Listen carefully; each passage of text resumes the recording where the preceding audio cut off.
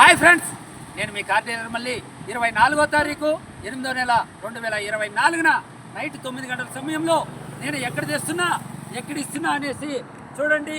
కడప రాయచోటి తిరుపతి మధ్య మార్గంలో రాయచోట్లో ఈడ రింగ్ రోడ్లో ఈ వీడియో తీస్తున్న షావర్లెట్లో చూడు క్యావియా అనేసి ఈ వెహికల్ పెట్రోల్ వెహికల్ అండి. సూపర్గా ఉంది.